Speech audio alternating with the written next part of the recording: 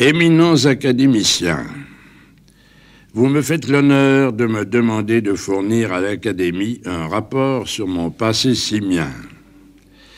Je ne saurais malheureusement déférer à cette invitation telle que vous la formulez.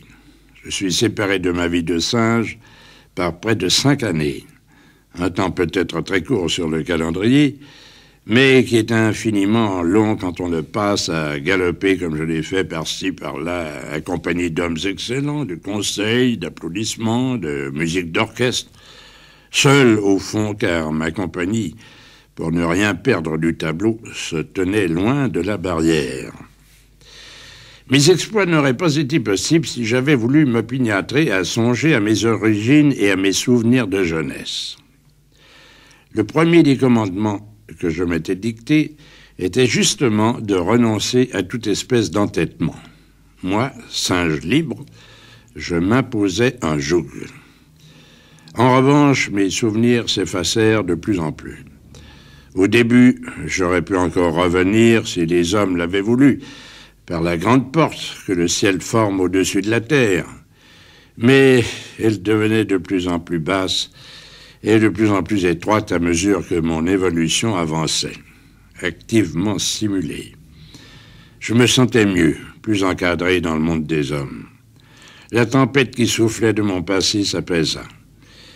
Aujourd'hui, ce n'est plus qu'un courant d'air qui me rafraîchit les talons, et le trou de l'horizon par où il vient et par lequel je suis venu un jour est devenu si petit que je m'arracherais la peau du corps à le traverser, en admettant que j'eusse encore assez de force et de volonté pour y retourner. À franchement parler, si volontiers que j'eusse d'image pour ces choses, à franchement parler, votre vie de singe, messieurs, si vous avez déjà vécu une existence de ce genre, ne peut pas être plus loin de vous que la mienne ne l'est de moi. Mais elle démange au talon tous ceux qui marchent sur cette terre, le petit chimpanzé comme le grand Achille. Cependant, en un sens extrêmement étroit, je puis peut-être répondre à votre invitation. Je le fais même avec grand plaisir.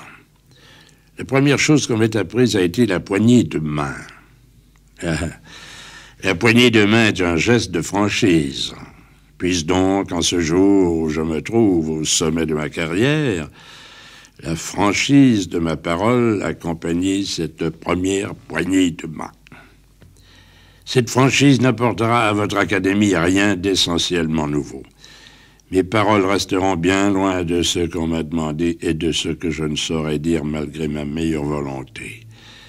Elles montreront tout de même la direction par laquelle un ancien singe a pénétré dans le monde des hommes et comment il s'y est fixé.